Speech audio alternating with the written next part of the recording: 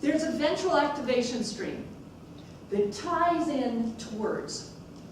And the languaging of the spirituals is actually quite key. We've mentioned the fact that you name a problem, you name what can happen, that transformational process. You name your experience of the process. You're able to transform it and go someplace better.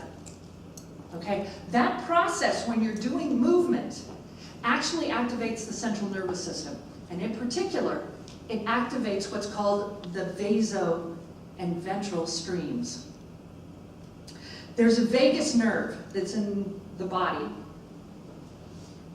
Starts up back here, comes around, comes all the way down your front. It affects how you eat and metabolize food. It affects how well you breathe. It affects how well your heart is going to function in relation to the rest of your body organs. Well, when that vagus nerve system gets involved, you're able to do things that you couldn't do before. You function better. So you're in this process of doing the singing, which is enriching your brain, oxygenating it, using more of it, helping you think more creatively, helping you to recognize when there's a problem and suggest solutions how to do that. And it's taking your body and it's stimulating your autoimmune system so that you don't have to stay sick. That's really key. Now, is it going to heal everything out there? No, nothing does. Can things be used the wrong way? Absolutely. Everything in medicine that is used to help in excess can be used for harm. So there has to be a balance point. And we don't know those balance points yet. That's actually a key piece of this process. But what we do know is this music works. We know that this music moves you in the right direction. And because of the way that it activates the nervous system, it links everything down. That's that ventral stream and the dorsal stream. See how it goes two directions? Okay, it activates both sections of the brain. And it works with that medial prefrontal cortex, which is good discernment and good behavior and good judgment piece.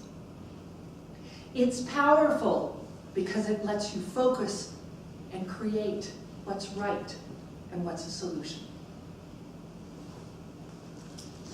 When you look at the evolution of the spiritual, it certainly was the music of political science and the politics of the anti-slavery movement. But then it was preserved through the Fisk Jubilee Singers and the various historically black colleges and the groups that were associated with them. It was preserved by those who went on and decided to transform them into art songs. Harry T. Burleigh, R. Nathaniel Dett, so many of the wonderful composers and arrangers of the spirituals, right? But then the civil rights movement emerges in the 40s and on and begins to really grow in the 50s.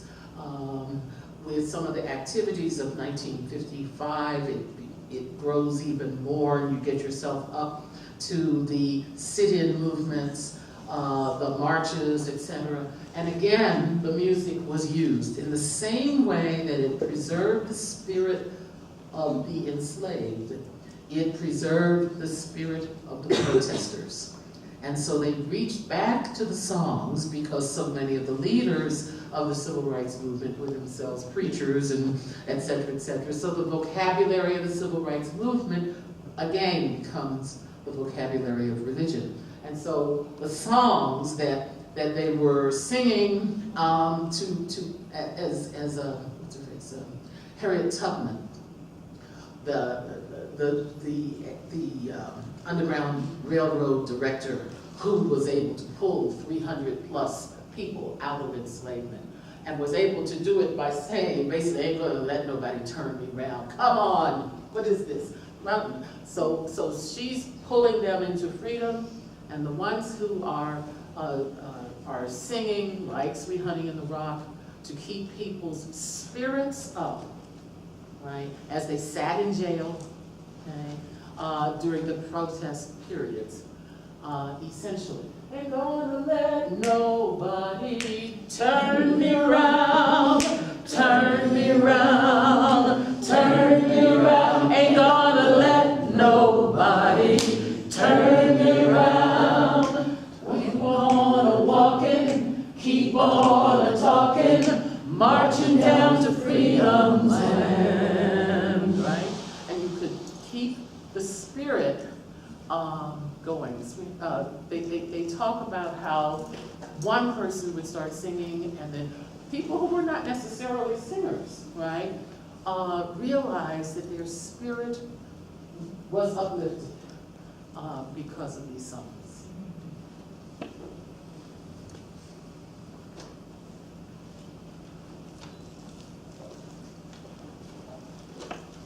Yes, and now as Sweet Honey has bequeathed to us another compelling phrase, we who believe in freedom cannot rest. We should, let me go back to, let me talk like a lawyer for just a second, okay? In the law, we know that metaphor is everything, that the main concepts of the law are carried on the metaphors. They are carried on the body-based metaphors, in particular. Free speech, speech that is unbounded. I can't get back into my law frame fast enough here. But what we know is that the vivid body-based metaphor is the springboard for other metaphors. It also allows a level of immediate understanding. And if you listen to the spirituals, a remarkable number of them are about walking. They're about moving. Not only are we walking onto Freedom Land most recently, but when we were, but you go down Moses way down in Canaan land. Tell, O Pharaoh, to let my people go. We're going to walk. We walk. We're marching to Zion. Walk together, children. Don't you get weary. Right? These things. You are climbing. Okay. And when you're thinking about walking and climbing and all of that, you are engaging your full body system. Not only so you can't sing "We Are Marching to Freedom" without wanting to march to freedom. You can't do that, right? Because there's a coherence, there's a truth in your body, there's a truth in the metaphor, therefore, that engages your body system. So many of these are about the body. They're about moving the body from a state that is undesirable to a state that is desirable. You move. So that's the power of this. And when we say we who believe in freedom cannot rest, that means we've got to move this. We've got to move us. We've got to move the system. We are expecting to see some change. And frankly, change implies movement. The idea of movement is more powerful than the idea of change, because the idea of movement engages your body system. That's a lot of what makes the spiritual so powerful. It's those body-based metaphors. Now, the cognitive linguists will tell you that the body-based metaphors are the basis of all human understanding, because we only understand in the end through analogizing whatever we are looking at. Notice I just said looking at, right? Okay, because visual metaphors are so important too, and auditory metaphors are so important. I hear freedom in the air. Okay? We only understand through our bodily systems, and so whenever you want to make a powerful statement, you make it through a body-based metaphor. Okay? And that's I think is what accounts for the immediate impact of the spirituals on people who use them and who hear them.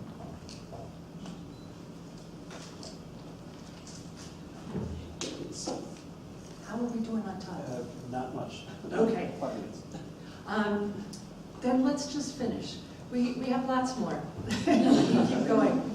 But how about we go and just close it from the point of view of The brain activates and works obviously with the whole body system. The brain is engaged in managing your body systems. You use more of your brain, you use it more effectively, the world works better. Because you're a metaphor, oneness of person and environment, you're a metaphor for the world. If you work better and can innovate, see the problems, and recognize how to change them, have the strength in the languaging to take action, you change the world. That's what musicians do. So I'd like to invite you to join us in singing He's Got the Whole World in His Hands.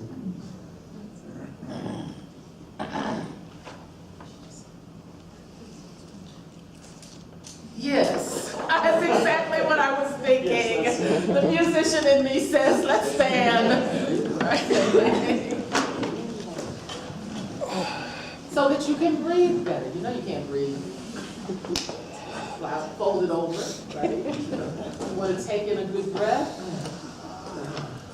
And you want to raise your hands up so that you can stretch this rib cable down.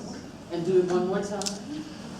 We've now done the picture of the globe. Yes. He's got the whole world in his hands. He's got the whole world in his hands. He's got the whole world in his hands. He's got the whole world in his hands. He's got the you and me, brother, in his hands. He's got you and me, sister, in his hands. He's got everybody in his hands. He's got the whole world in his hands.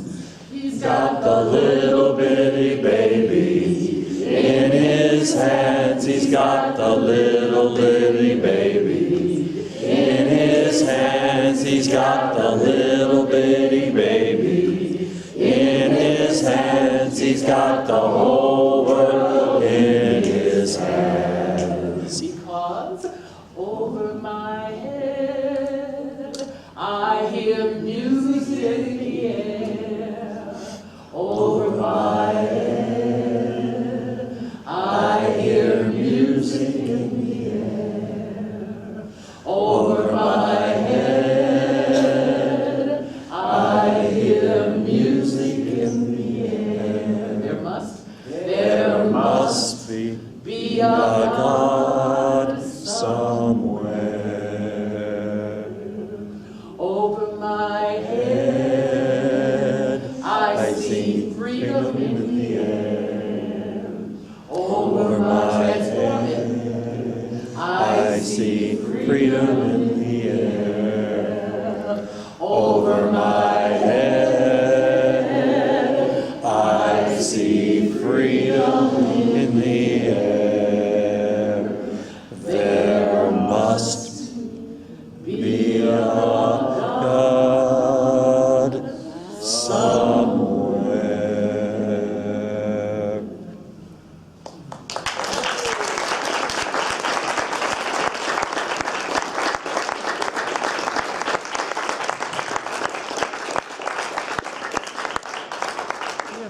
Thank you. I think you all understand why I was so excited when I first heard this different but related presentation this summer.